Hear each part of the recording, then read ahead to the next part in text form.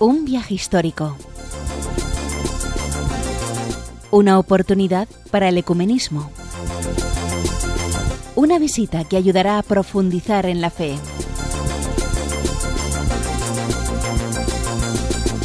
Del 16 al 19 de septiembre, el Papa Benedicto XVI visitará el Reino Unido.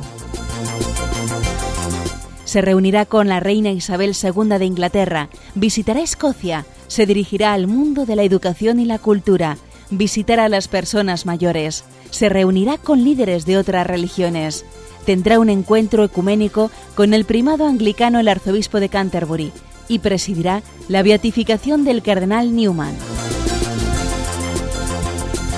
Todos estos acontecimientos podrás seguirlos en Radio María. Viaje apostólico del Papa Benedicto XVI al Reino Unido. El corazón habla al corazón. Radio María.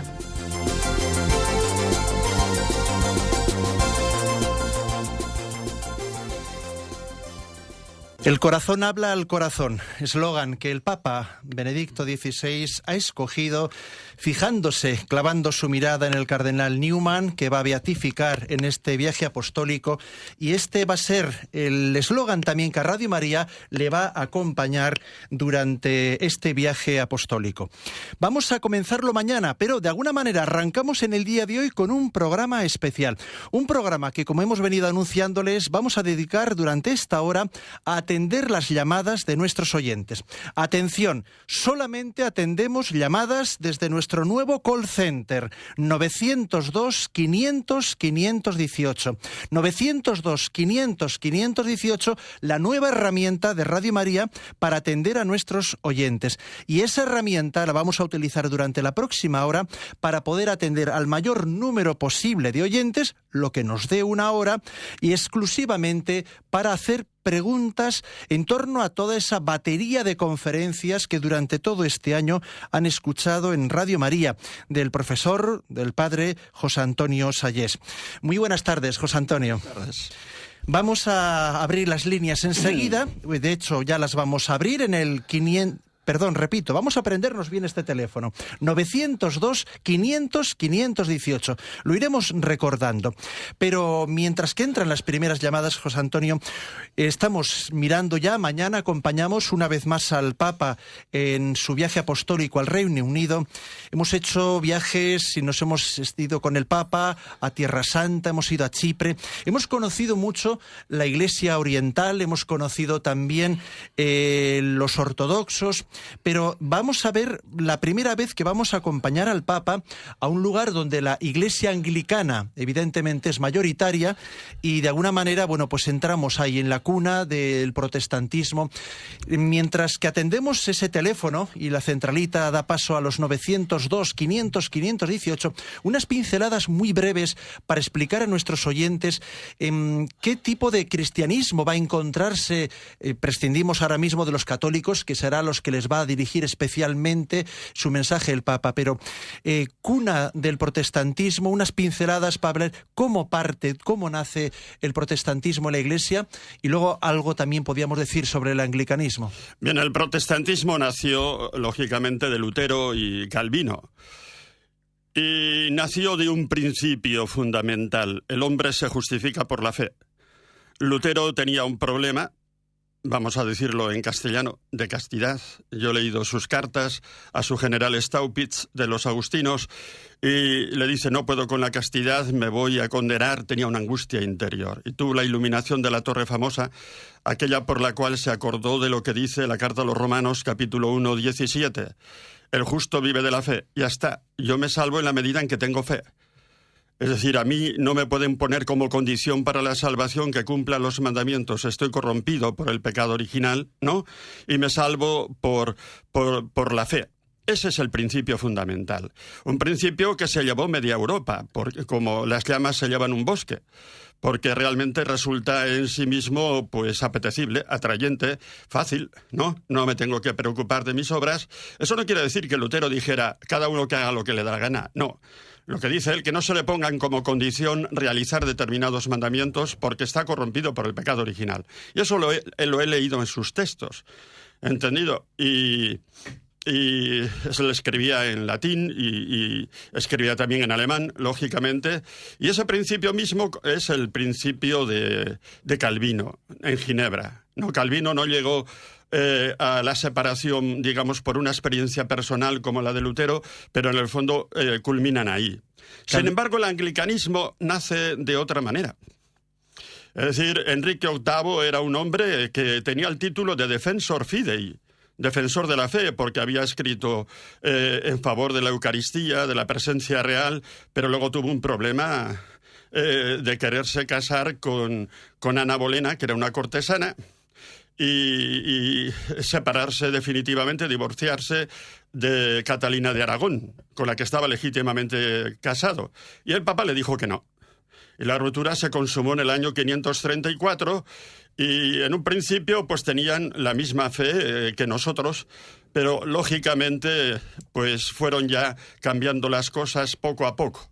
Bien, a partir de ahí siempre se ha dicho que en la Iglesia anglicana había 3 niveles: la High Church, la Iglesia alta, muy cercana a nosotros, la Middle Church, la Iglesia de en medio, y la Low Church, la más liberal, abajo. Ahora las cosas han cambiado, pues porque resulta que toda esa, digamos, gente muy cercana al catolicismo, la que compone un movimiento que se llama TAC, que se llama Traditional Anglican Community, pues resulta que se han pasado a la Iglesia Católica.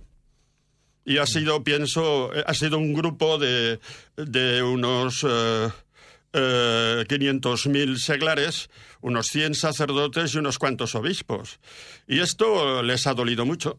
Cuando digo Iglesia anglicana me refiero a Inglaterra o me refiero a Australia. El caso es que esta parte se ha pasado porque no aceptaban el sacerdocio de las mujeres, y luego antes hubo otro problema muy grande por el que se pasaron muchos al catolicismo cuando tuvieron un sínodo sobre cuestiones como el adulterio, la homosexualidad y tal. Y se levantó un sacerdote con la Biblia en la mano y dijo: señores, nosotros aceptamos la Biblia y la Biblia dice que esto es pecado. Se levantó un obispo que estaba casado y dijo que no podíamos decir que era pecado, que son actitudes que no son lo ideal.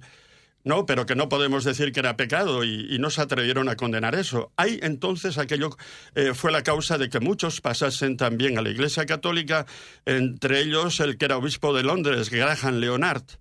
Pero recordemos a la Lady Di, a la madre de la Lady Di, a la duquesa de Kent y mucha otra gente importante, y la última conversión más sonada ha sido también la de Blair, ¿no? Y entonces, ¿qué queda?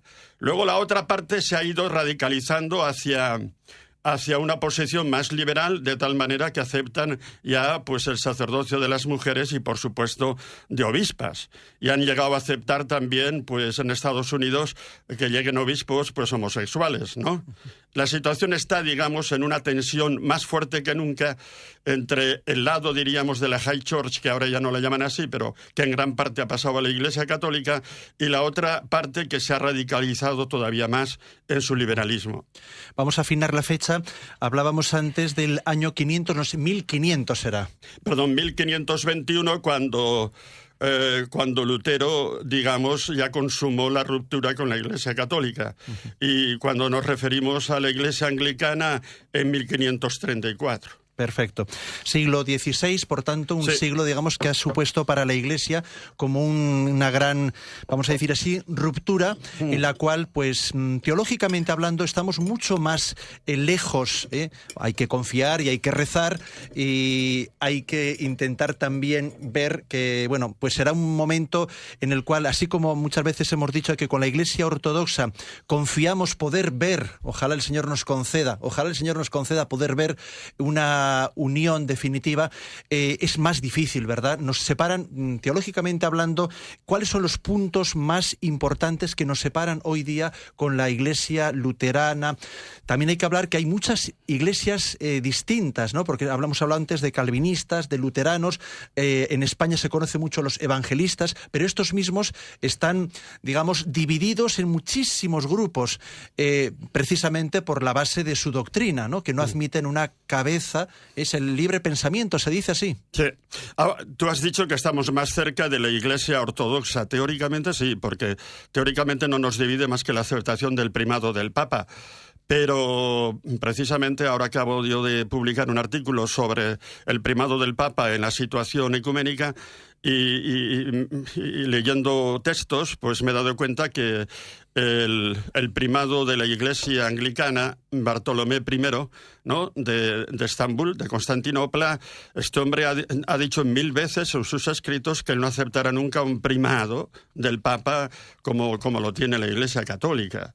Y entonces se ha hecho un documento que es el de Ravenna, de una comisión mixta que es católico-ortodoxa, presidida hasta hace poco por el cardenal Casper, y es muy ambiguo, ¿entendido? Y eso no lo iban a aceptar en Roma, por supuesto. La cosa es difícil, ¿eh? Uh-huh. La cosa es difícil, y aunque teóricamente no nos separa, lo que pasa es que sí que hay otra cosa ahí con los ortodoxos. Ellos son una iglesia que tiene que hacer un concilio, ponerse al día, renovar su liturgia, etc. Y no lo pueden hacer porque como el patriarca Bartolomé I no tiene jurisdicción sobre los demás obispos, no pueden convocar ese concilio para hacerlo. Ven que la Iglesia Católica, por ejemplo, es capaz de afrontar todas las situaciones que se crean con la ciencia, con la moral, etc. La Iglesia Católica las aborda, pues no sé, el problema de la bioética. Ellos son incapaces, están fuera de eso. No tienen tampoco fuerza misionera y lógicamente ha crecido en ellos, eso sí, el ansia de Roma, el ansia de la unión, eso no se puede negar. Y tenemos ahora últimamente un patriarca en Moscú mucho más favorable a la unión, se llama Kirill, que el anterior, que era radicalmente opuesto. Pero lo que nos convoca hoy aquí, quizás vamos a fijarnos un poquito más en lo que va a encontrarse el Papa en Inglaterra, que es el mundo, vamos a llamarlo así, protestante, ¿no? Sí. Quizás el protestante puede, ese término, embarcar, ¿no?, a los anglicanos, a los luteranos, etcétera, calvinistas. Bueno, ahí no tienen tantos protestantes en el sentido luterano calvinista cuanto anglicanos. Uh-huh. En concreto, el presidente Cameron pues pertenece a la Iglesia anglicana. Es normal, y es un hombre, en cierto modo, practicante, un hombre muy educado, muy cercano, pero, por ejemplo, la BBC está haciendo una campaña contra el Papa horrorosa, ¿entendido? Recriminando al Papa, que no acepta el sacerdocio de la mujer, que no acepta el matrimonio de homosexuales, incluso en los autobuses de Londres, esos colorados, rojos. Los clásicos. Que los clásicos, porque las cosas en Inglaterra no cambian como en España. Hay colores que no cambian nunca, y tiene gracia porque hasta las cabinas de teléfonos son las mismas que yo conocí cuando tenía 20 años. Y siguen sin acertar con el sentido de la carretera. Eso es. Bien, pues entonces, ahí en esos autobuses han puesto enormes letreros: Benedicto XVI, ya es hora de que aceptes las mujeres al sacerdocio. Una campaña en contra. Y el Papa ya está acostumbrado a esas campañas. Ha sufrido este Papa una campaña enemiga cada año. Y esa campaña nace del New York Times y de la BBC, que es el lobby, digamos, que está luchando ya en día contra el Papa. ¿Por qué? Porque no se pliega al mundo moderno, porque no acepta todas estas cosas, y el sacerdocio de homosexuales y el aborto y tal, y no le perdonan la vida. Y entonces, pues todos los años hay una campaña contra este Papa para destruirlo, ¿entendido? Pero este Papa parece débil, es un poco tímido. Yo le he tenido de profesor, ¿sabes? 1972. Y luego he tenido con él una relación bastante grande, aunque no puedo decir que sea amigo suyo, pero le he mandado siempre los libros míos, siempre me ha contestado hasta que era Papa, ¿no? Personalmente, simpático. Y es un poco tímido, pero es fuerte por dentro. Y desde luego lo que va a hacer es decir 4 verdades ahí para todo el mundo y va a convencer a muchísima gente y va a ser un éxito. Eso lo doy por descontado. Y estamos pidiendo mucho por el fruto apostólico de ese viaje. Vamos a recordar que nuestros oyentes por primera vez están escuchando este nuevo teléfono de Radio María, este servicio telefónico que atienden nuestros voluntarios, para el cual también estamos pidiendo colaboraciones. Vamos a recordar el teléfono 902-500-518. 902-500-518.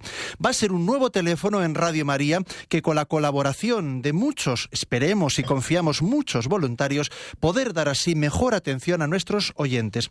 902-500-518. Enseguida vamos a escuchar una cuña que en esta campaña telefónica van a poder ustedes ir, hasta que nos la aprendamos, irlo escuchando.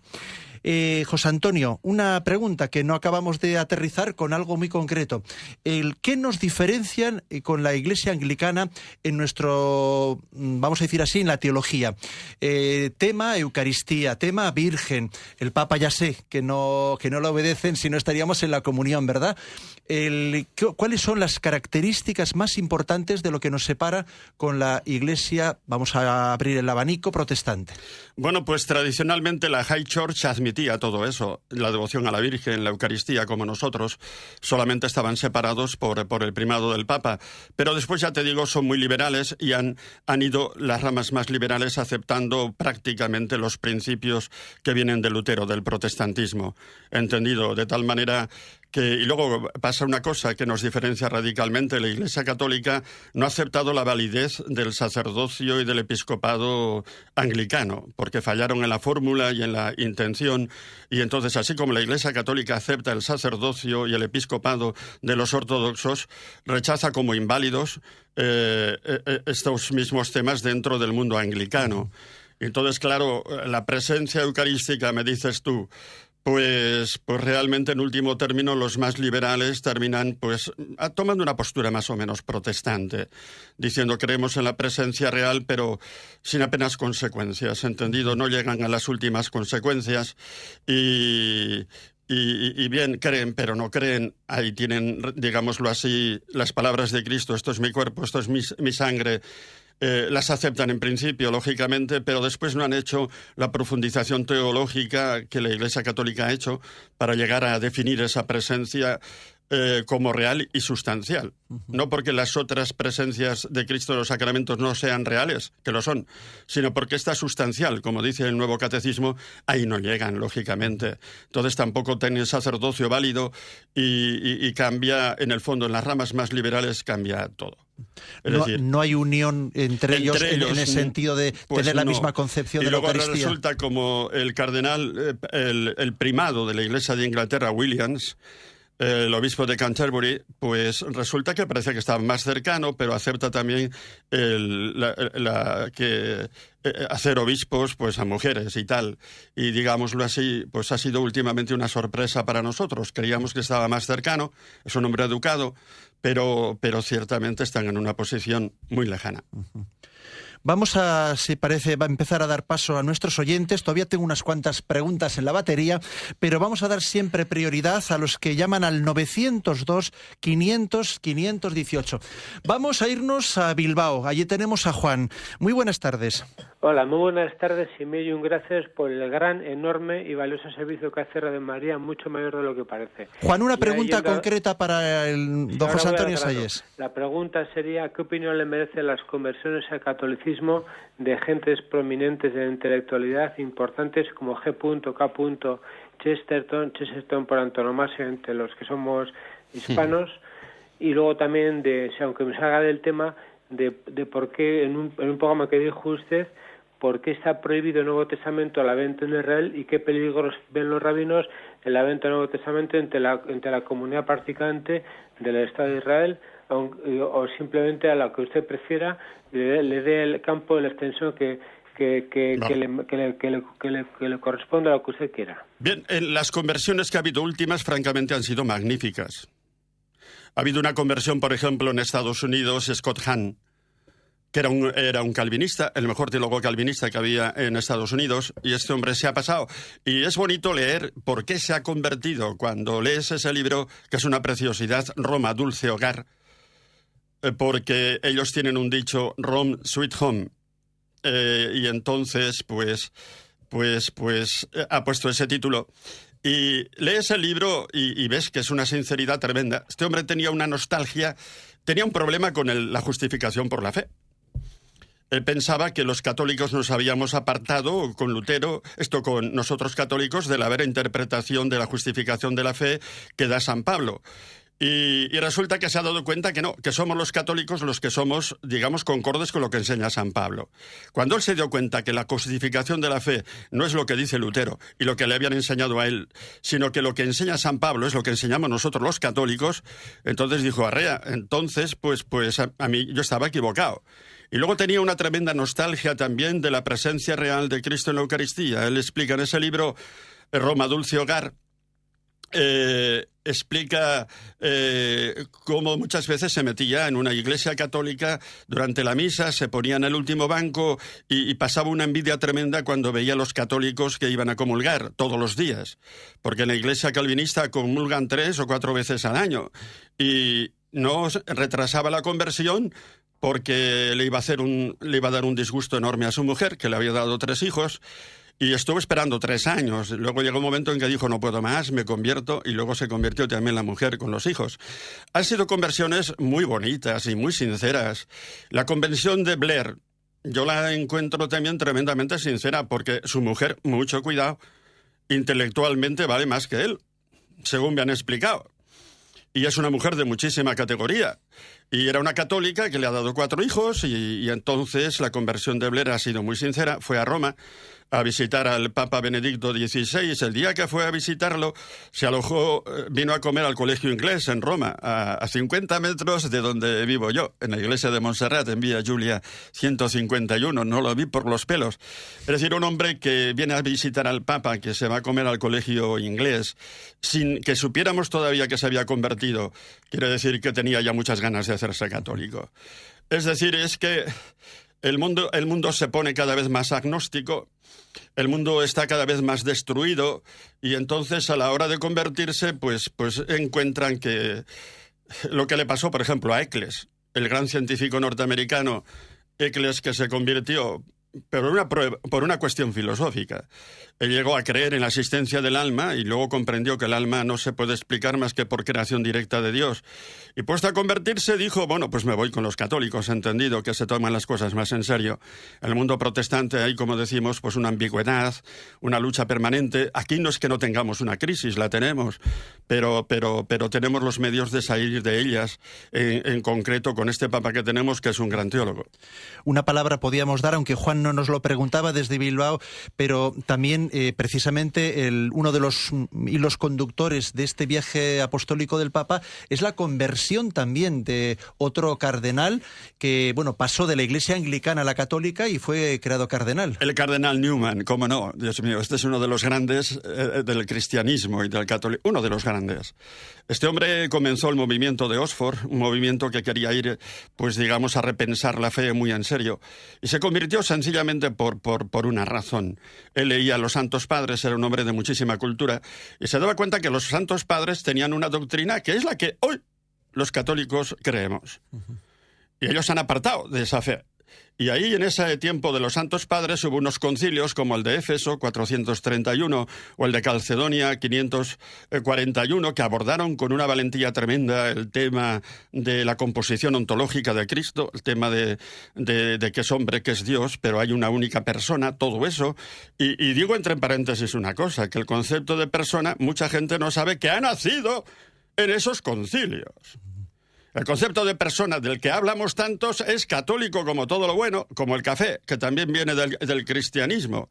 El café viene de un monasterio de la ciudad de Cafa, en Etiopía, del siglo XV. Un señor que tenía unas cabras y entonces veía que cuando comían unas plantas daban blincos y llevó de esas plantas a unos monjes, los cultivaron, hicieron infusiones y empezaron a ver que tomando de eso, pues tenía más tiempo para rezar por la noche. De ahí viene el café.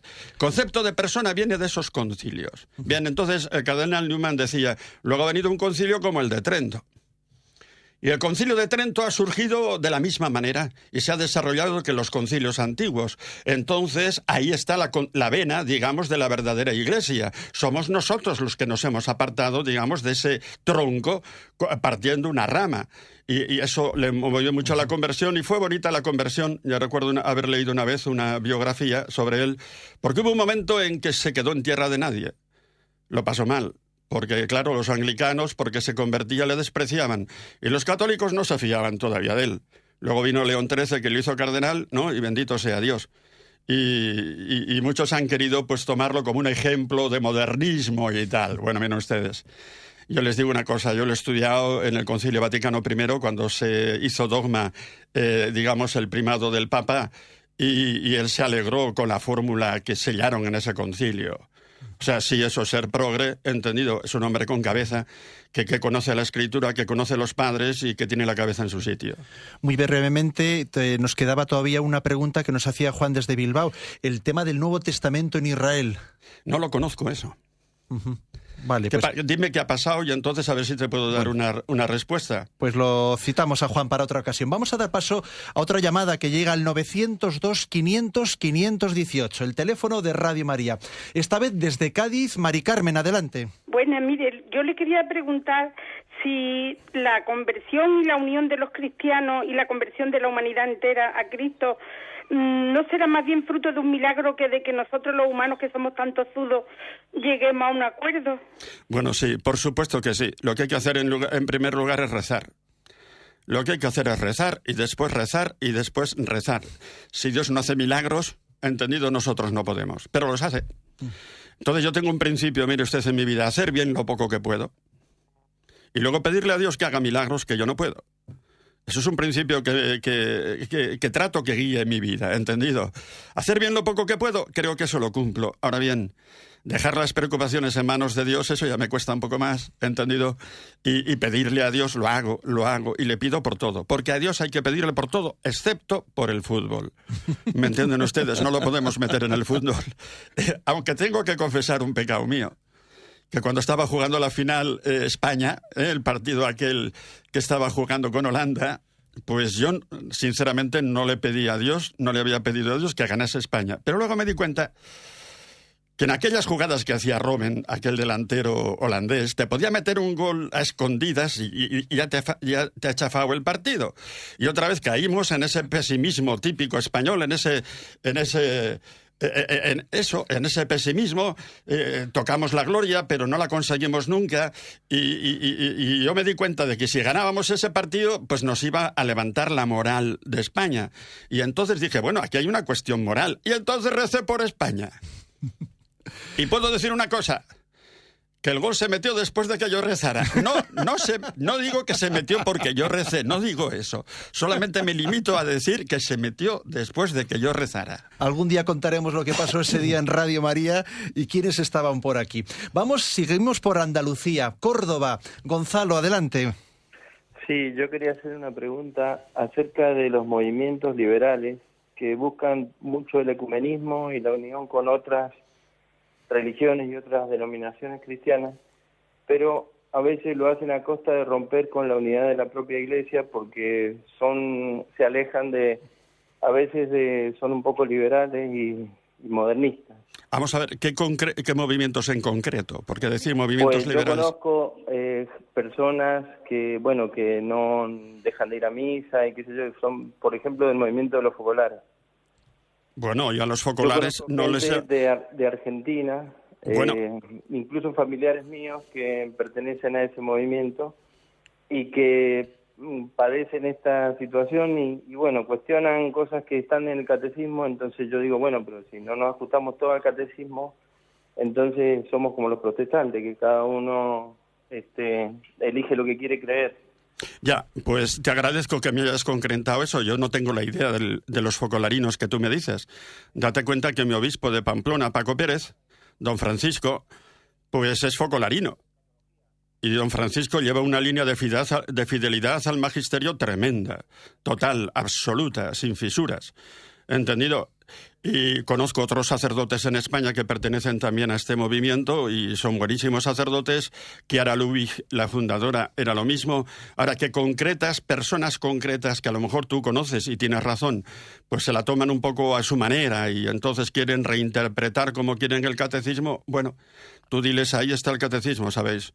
Y el catecismo ha sido hecho para muchas generaciones. No para 4 días. Es decir, esos señores se van a morir y todos nos vamos a morir y la fe de la Iglesia seguirá siendo la misma. Y ahora quiero contar una anécdota que conozco contada directamente por Ratzinger. ¿Entendido? Yo trabajé en algunas ocasiones cerca de él y le oí contar la siguiente anécdota.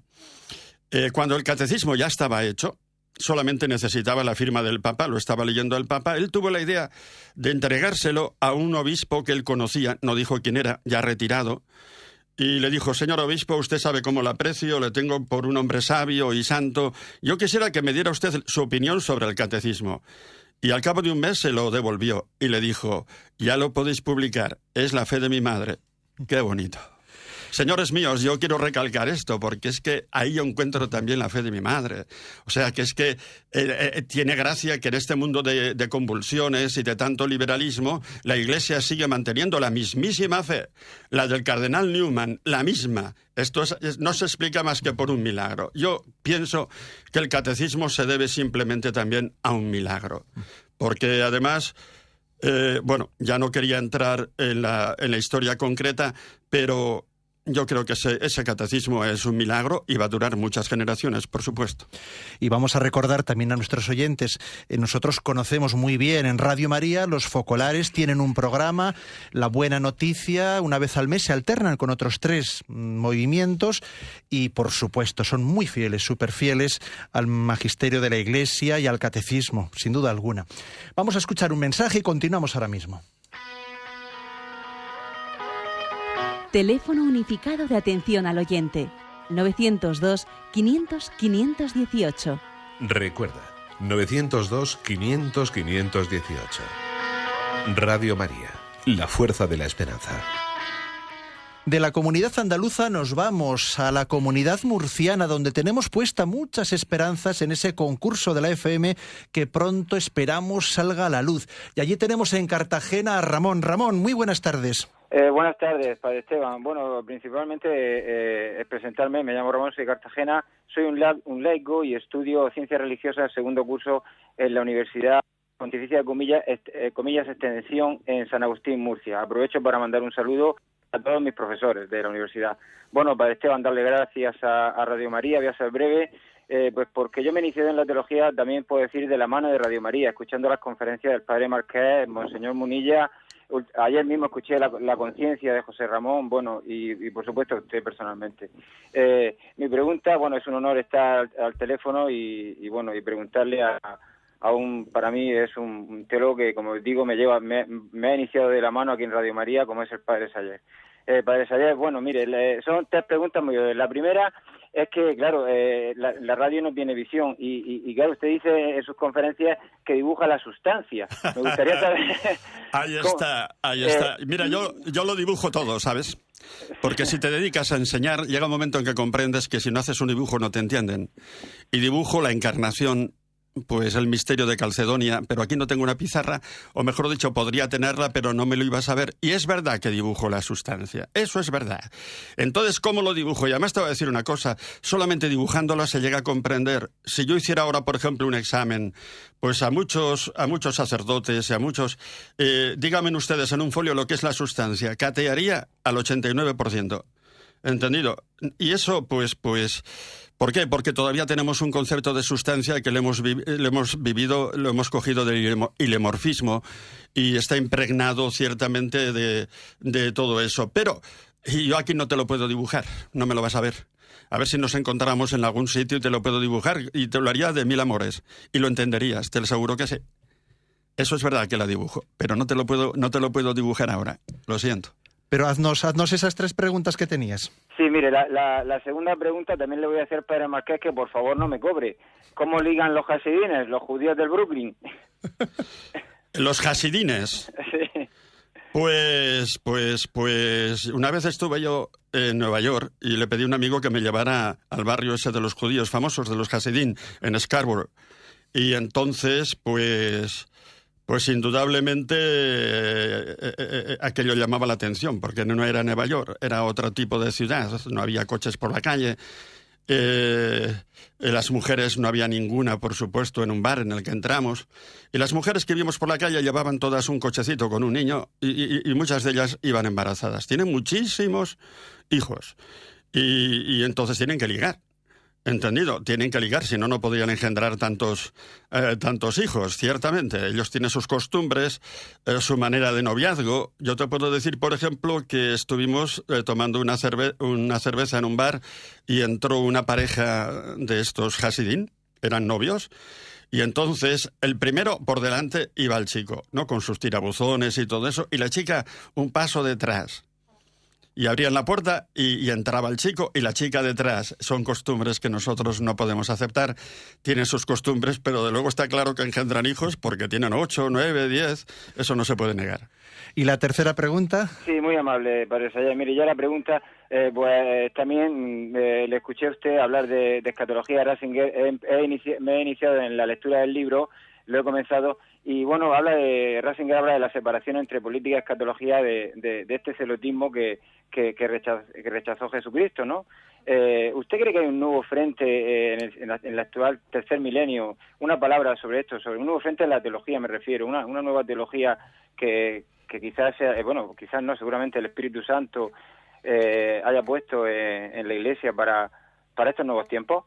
Pues mira, en ese libro de escatología, yo cuando lo leí me llevé una tremenda sorpresa, porque además en el prólogo dice Ratzinger que él pensaba que tenía que hacer una serie de concesiones y olvidarse de ciertos conceptos, pensando que habían sido influencia de la filosofía griega, ¿no? Y dice, y me he dado cuenta de que el cristianismo no debe a nada a Grecia. Se refería a conceptos como alma, ¿no? Y entonces yo suelo decir siempre que ese libro es la segunda conversión de Ratzinger. La primera la tuvo mucho antes, porque en un principio pues era un teólogo en cierto modo, en algunos temas un poco progresista, pero ya entonces dio un giro, se dio cuenta. Yo lo tuve de profesor en Roma en el año 1972 y hablábamos ya entre nosotros y luego la segunda conversión la tuvo aquí. Esa nueva escatología que hay hoy en día, no sé si te refieres, por ejemplo, a la de Karl Rahner o a la de Ruiz de la Peña. ¿Entendido? Si te refieres a la escatología de Karl Rahner o Ruiz de la Peña, que nos vienen a decir que el hombre resucita en el momento de morir, porque no admiten que pueda existir el alma sin un cuerpo, y Rahner, por ejemplo, dice que en el momento de morir esa alma adquiere una nueva corporalidad que llama pancosmicidad, una nueva relación con el cosmos, porque una alma desnuda sin una corporalidad no sería persona humana, y dice que, claro, que resucita en el momento de morir. Si te refieres a eso, yo creo que esa escatología no tiene ningún futuro, porque se carga muchas verdades de nuestra fe. Es decir, la resurrección de los cuerpos, según la Escritura y según la Biblia que yo tengo, tiene lugar al final de la historia, con la venida última del Señor, con el juicio final. Es lo que dice, por ejemplo, un San Pablo en 1 Corintios 15, 23. Primero, no dice él, ha resucitado Cristo como primicias nosotros en su venida última. Y un texto de San Juan, capítulo 6, el que come mi carne y bebe mi sangre tiene vida eterna y yo le resucitaré el último día. Y en 1 Tesalonicenses 4:16, la misma perspectiva. Y en Juan 5:28 dice, resucitarán con la venida del Señor los que restan en los sepulcros. La resurrección tiene lugar, ¿entendido?, al final de la historia, según la Escritura y toda la tradición de la Iglesia. Y entonces, mientras tanto, existe lo que llamamos la escatología intermedia. Esa escatología intermedia la sigue manteniendo con toda claridad el Catecismo. Y de eso no se va a apear jamás la Iglesia, ni este Papa, que lo tiene ya muy claro, y que el Catecismo lo tiene muy claro. Y entonces esas nuevas teorías, pues más que solucionar problemas, lo que han hecho es crear muchos más problemas. Porque claro, si se resucita el alma en el momento de morir, ya no resucita el cadáver. Y si eso lo aplicamos a Cristo, resulta que tampoco resucitó el cadáver de Cristo, y lo que dicen los textos de que el sepulcro estaba vacío, eso es falso. Y están destrozando la resurrección de Cristo. Es decir, si te refieres totalmente a eso, te puedo decir que eso lo han defendido muchos jesuitas, ciertamente, y te puedo decir que eso no tiene ningún futuro. Porque la Iglesia en eso se va a meter. Ahora, hay que encontrar un concepto de persona adecuado que sepa integrar cuerpo, alma y persona. Yo he escrito uno de los últimos libros, Filosofía del Hombre, publicado en Eyunsa, y entonces pues realmente defino a la persona como sujeto de naturaleza corpóreo-espiritual. Hay que integrar la subjetividad propia de la fenomenología con la ontología del alma y del cuerpo. Sujeto de naturaleza corpóreo-espiritual. Y también tendría que hacer un dibujo ahora para enseñarlo, pero no lo puedo. Lo vamos a dejar ahí. Vamos a recordar a nuestros oyentes el nuevo teléfono de Radio María, al cual en estos ya últimos 10 minutos que nos quedan pueden participar preguntando en directo al Padre José Antonio Sayés, que nos acompaña en este programa especial que quiere ser una preparación, precalentamiento para el viaje apostólico que su santidad mañana comienza en el Reino Unido. Le recordamos, 16, 17, 18 y 19 acompañamos al Santo Padre al viaje a Inglaterra, al Reino Unido. El teléfono vamos a irnos aprendiendo, 902 500 518, 902 500 518.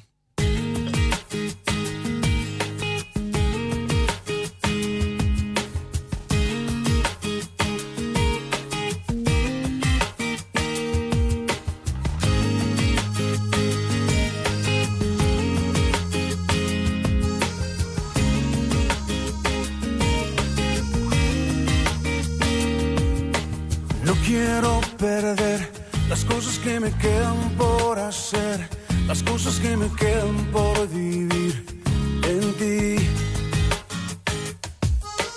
No quiero olvidar las cosas que planeaste para mí, los sueños que me diste lograré por ti. No tienes que buscar a nadie más, yo quiero ir. Aquí está mi tiempo, aquí están mis horas, aquí estoy yo. Mi vida es para ti, en ti la quiero yo invertir. Aquí están mis manos, aquí está mi voz. Aquí estoy yo, aquí estoy yo. Oh, oh. Listo quiero estar. Los dones que me diste voy a usar, los años que me has dado viviré por ti. Voy a conquistar la tierra que me diste y sin dudar haré lo que me pidas, viviré por ti. No tienes que buscar a nadie más, yo quiero ir. Aquí está mi tiempo, aquí están mis horas. Aquí estoy yo, mi vida es para ti, en ti la quiero yo invertir. Aquí están mis manos, aquí está mi voz. Aquí estoy yo,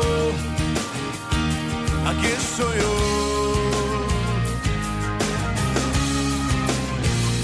No tienes que buscar a nadie más, yo quiero ir. Aquí está mi tiempo, aquí están mis horas. Aquí estoy yo, mi vida es para ti, en ti la quiero yo invertir.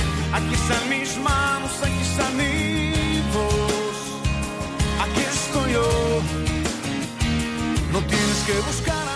Esta canción nos habla de ese voluntariado que también aquí se realiza en Radio María, y lo realizan, como han visto ustedes, todo tipo de personas. Hemos hablado muchas veces de las distintas facetas y voluntariados de Radio María. Tenemos voluntarios que son obispos, y también hoy con nosotros en este programa especial un voluntario que es un teólogo, el Padre José Antonio Sayés, que está atendiendo el 902 500 518. Vamos a ser muy breves, tanto el que pregunta como el que responde, para intentar en estos últimos últimos 10 minutos dar paso a más llamadas. Nos vamos hasta Salamanca, una ciudad también que tiene su tradición de universidad, y ahí está Daniel, que nos quiere preguntar. Buenas tardes, Daniel. Buenas tardes. Quería preguntar, ahora que acababan de hablar del catecismo, que es ciertamente pues un compendio magnífico de la fe y es muy amplio, pero la duda es por qué no se incluyen algunas cuestiones que sí estaban antes en otros catecismos, incluso menores en algunos que he visto más antiguos, porque la fe no cambia, evidentemente. Sobre el sacramento, por ejemplo, de la confesión, venían en los pasos, había que confesar pues el número a lo mejor posible, las circunstancias. Por ejemplo, en el sacramento de la comunión se hablaba también, y se sigue hablando, pero no en el catecismo exactamente, por ejemplo, necesidad de acercarse para la comunión diaria, rectitud de intención, etcétera. Por eso ese tipo de puntualización es así. Ya, bueno, yo lo que podría decir, me gustaría tener ahora el texto al que aludes, digamos, para recibir la comunión. Sigue siendo la doctrina de la Iglesia que debemos confesar previamente los pecados graves. Es decir, en su contenido y en su número también. Eso no ha cambiado. Yo ahora no tengo la fórmula del catecismo, tampoco la recuerdo de memoria, pero yo creo que en eso no ha cambiado en absoluto la Iglesia. ¿Entendido? No puede cambiar. Es decir, tenemos obligación. Tanto es así, sí que recuerdo otro texto del catecismo que, hablando del infierno, alude al pecado mortal. ¿Entendido? Y por cierto, me vais a permitir una cosa hablando del infierno, porque el catecismo habla del pecado mortal del que nos tenemos que arrepentir para ir al cielo, y entonces lo que pasa es que emplea un término precioso que es de autoexclusión. Dice el catecismo, se condena a aquel que en su soberbia no es capaz de pedir perdón por sus pecados. ¿Entendido? Es decir, porque Dios goza perdonando. Lo dice Cristo en el capítulo 15 de San Lucas. Hay más alegría en el cielo por un pecador arrepentido que por 99 que no necesitan arrepentimiento. La parábola del hijo pródigo. Pero aquel que en su soberbia no sea capaz de pedir perdón de sus pecados graves, se condena a él porque se autoexcluye del perdón de Dios. Eso es un término muy bonito para explicar lo que es el infierno, ¿entendido? Y ahí habla claramente del pecado mortal. Y define el pecado mortal el catecismo como el pecado que tiene materia grave y se hace con pleno conocimiento y con voluntad y con libertad, lógicamente, entonces se convierte en mortal. Y se sigue manteniendo la misma doctrina, pienso yo. Vamos a continuar. Esta vez a Barcelona nos vamos. Allí tenemos a Aurora. Muy buenas tardes, Aurora. ¿Qué quería preguntar al padre José Antonio Salles? Buenas tardes. Pues mire, me ha dado una alegría enorme oírle hablar sobre lo de la resurrección. Que este Papa, sin lugar a dudas, lo ha esclarecido tanto en algunas de sus obras sobre escatología. Yo le he seguido hace años atrás sobre el tema, pero yo lo que no es duda, pero la inquietud que siempre tengo, la pregunta que siempre tengo es, yo soy conversa, soy conversa hace ya 12 años, la Iglesia Evangélica, de más de 20 y pico de años de Iglesia Evangélica. Y bueno, me atrajo justamente la Eucaristía, que era algo que estaba allí, pues eso, yo no sentía nostalgia, pero sentía pues que no era como se hace en las diferentes iglesias, y yo busqué muchos años y me iba de una rama a otra ramita, a otro ramillete, y estaba cansada de aquella búsqueda hasta que ya en una angustia muy grande yo clamaba al cielo, comencé a rezar a la Virgen a mi manera, porque comencé a ver en la Escritura el papel central que tiene, sin desplazar para nada al Señor, lógicamente, pero a ver desde Génesis hasta Apocalipsis 12 yo veía a la Virgen, y bueno, y eso era anatema dentro de las iglesias evangélicas, a pesar de todo el diálogo y todo el acercamiento ecuménico y mucha unidad por aquí y por allí, pero en realidad pues no había tal, y con relación a la Virgen es tremendo. Entonces, una de estas cosas que luego con el tiempo también esclarecí sobre la resurrección, porque yo escuchaba y leía a algunos teólogos por aquí y por allí, y este señor Karl Rahner, justamente, pues eso y algunas cosas más, no solamente que no concuerda con la Iglesia, sino que además es la pregunta que yo concretamente tengo, es ¿por qué se los enseñan los seminarios? Porque hay cantidad, hace ya muchos años, de grandes verdades que la Iglesia, baluarte de la verdad y defensa y depósito de la fe, que es esa la misión, una de las misiones centrales que tiene, para poder evangelizar, para poder extender la obra de la redención, de la salvación, y resulta que en los seminarios, aún en contra del magisterio, se enseñan, durante décadas se han estado formando pastores, siervos de Cristo, pero sin están enseñando una cosa que incluso la Iglesia no está de acuerdo. Entonces eso ha causado un daño tremendo y es una herida que yo no tengo, tengo la explicación, ¿verdad?, a la luz de la revelación, porque la apostasía ya sabemos que es algo que está dentro además de los planes maravillosos del Señor. El Señor ya en la parábola del trigo y la cizaña, y desde el siglo I ya sabemos cómo las herejías y cómo en cuanto dormimos y nos descuidamos, pues el diablo, su tarea principal es hacer mella infiltrándose en la Iglesia, sin que la Iglesia por eso sea menoscabada, porque la Iglesia, como muy bien está enseñando el Padre Márquez, es siempre santa, pero somos vasos de barro y en la medida que nosotros, la parte humana, nos descuidamos, pues le hacemos la tarea del adversario y dejamos que entren cosas que luego tardan generaciones y generaciones en recuperarse, ¿no? Ahora, el Señor, claro, demandará a cada uno, ¿no? Y eso también tenemos que tenerlo siempre presente, ese santo temor de que el Señor, nos demandará a cada uno qué hemos dicho y qué hemos hablado en su nombre. Pero yo, una cosa que yo lo veo tan cercano al magisterio y tan bien que ha fundamentado, además, el papel central que el actual Papa está haciendo de poner los puntos en las íes muy humildemente y muy sabiamente y con mucha autoridad, y que se siguen, va uno a seminarios a hacer un curso de esto, y te encuentras con cosas que allí tendríamos que estar sacando una cantidad, o por lo menos no permitiendo una cantidad de cosas, porque son generaciones de sacerdotes que se forman con esas ideas, y luego eso trae consecuencias, claro, abajo en la grey, ¿no? Bien, señora, tiene usted la razón. ¿Qué quiere que le diga?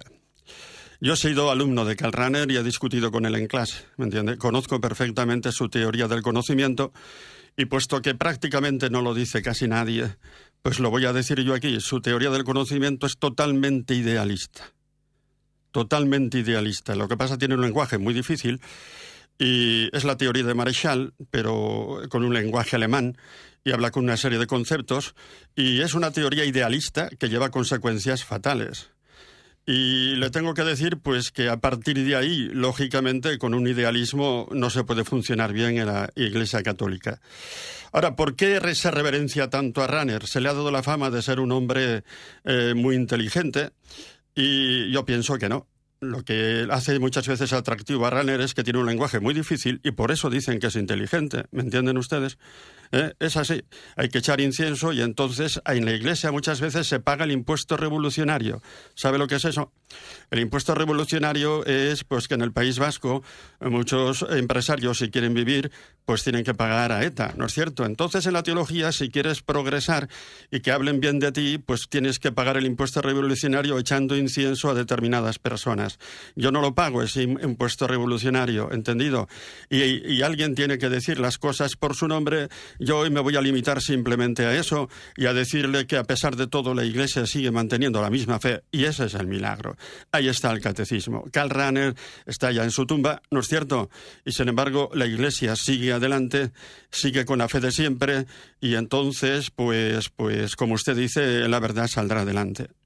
Vamos a ver si somos capaces de no llamen nadie más al 902-518, porque vamos a intentar dar paso, creo que va a ser imposible, pero vamos a ver a los que nos están esperando. Desde Madrid, Alberto, adelante. Buenas tardes, muy rapidito, aprovechando la visita del Papa a Reino Unido, hablar un poquito de Tomás Moro. Oh, Tomás Moro, Dios mío. Tomás Moro, uno de los grandes del cristianismo.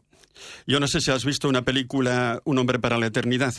No, no lo he visto. Pues a ver si la ves. Está hecha por los mismos ingleses. Lo que pasa es que los ingleses, a la hora de contar la historia, les gusta ser objetivos y han hecho una película que es impresionante. Y Tomás Moro dijo Erasmo, que Tomás Moro era el hombre más inteligente que había tenido en su historia. Entendido, de Tomás Moro. Era el canciller del reino, querido por todo el mundo, un hombre... Y claro, él quería ser fiel a su fe. Y recuerdo una escena de la película cuando coge Tomás a su mujer y a su hija y les dice: me vais a prometer que no vais a decir una palabra contra el rey, Enrique VIII, porque están buscando a ver si nos cogen una palabra para poder condenarnos. Y le prometen que no van a decir una palabra contra el rey, y así lo hacen. Pero llega la hora de la verdad, y cuando le hacen el juicio, pues empiezan queriéndolo acusar de cosas que no había hecho. Entonces el fiscal ya dice, bueno, que vamos al grano. No es cierto, ¿tú con quién estás? ¿Estás con el Papa o estás con el rey? Y la respuesta de Tomás Moro es emocionante. Dice, a todo cristiano le llega un momento en que se tiene que jugar la vida por su fe. Y yo no voy a perder esta oportunidad. Y tengo que decir que yo estoy con el Papa porque estando con el Papa estoy con Cristo. Y se crea un silencio. Es la fuerza de la verdad. Y entonces recuerdo una escena también cuando está ya en la mazmorra y bajan su mujer y su hija, y su mujer inculta le dice, pero es que eres un cabezota, te van a cortar la cabeza por lo cabezón que eres. Y le dice, y entonces no me quieres a mí, te importa un bledo. Y le dice, tú sabes que es mentira, yo te he querido a ti por encima de todas las mujeres, no he tocado a otra mujer en mi vida por fidelidad a ti, y me vas a enseñar lo que es la fidelidad. Y esto lo hago y lo sabes muy bien. Y entonces la mujer empieza a gritar llamándoles cerdos a los carceleros, al rey, ¿no? Y es impresionante, Tomás Moro, uno de los grandes. Le dedicaremos un tiempo durante este viaje apostólico del Papa al Reino Unido para conocer también esa impresionante figura. Y nos vamos a León. Sergio, adelante, 30 segundos. Sí, buenas tardes, paz y bien. Muy breve intentaré ser. Me ha quitado ya agradezco, no quitado, está mal dicho, ¿no? Pero 15 segundos. Sí, que Tomás Moro, por supuesto, profundizar todo lo que podáis, y aquella famosa anécdota tan simpática de la Gracia, que es muy simpática, con el verdugo, lo que le dijo al verdugo. Así le dio una moneda para que le cortase la cabeza. Algo así, sí.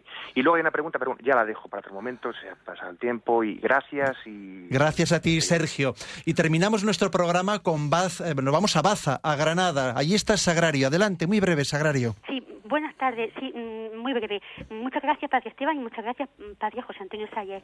Yo quería hacer solamente una pregunta. Las personas cuando fallecen, pues se produce la separación del cuerpo y el alma.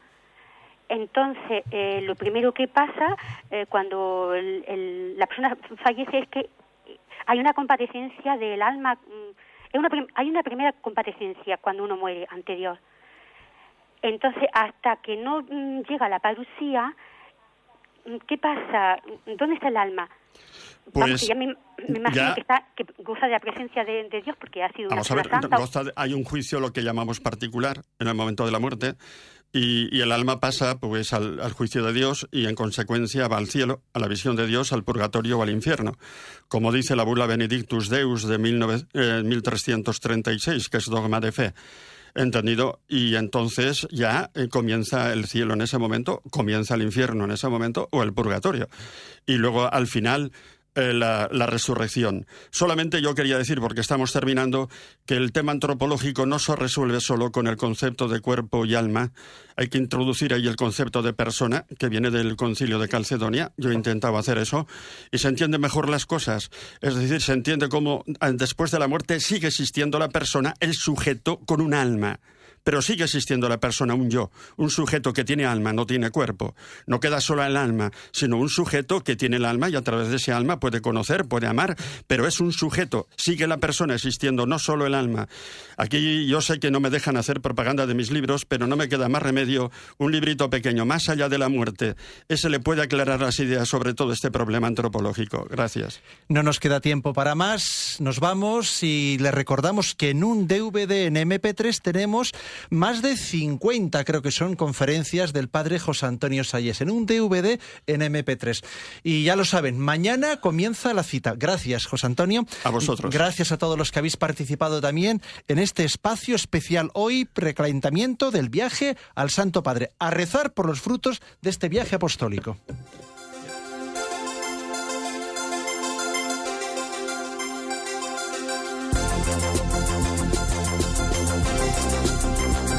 Un viaje histórico.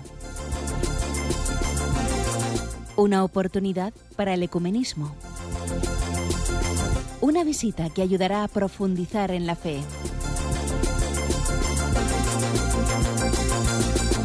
Del 16 al 19 de septiembre, el Papa Benedicto XVI visitará el Reino Unido.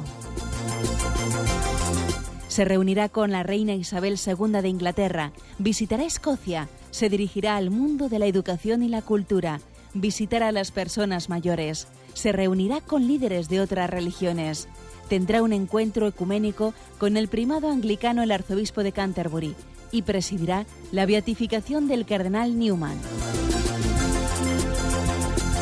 Todos estos acontecimientos podrás seguirlos en Radio María.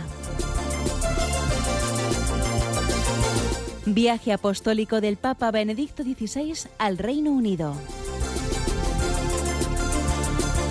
El corazón habla al corazón. Radio María.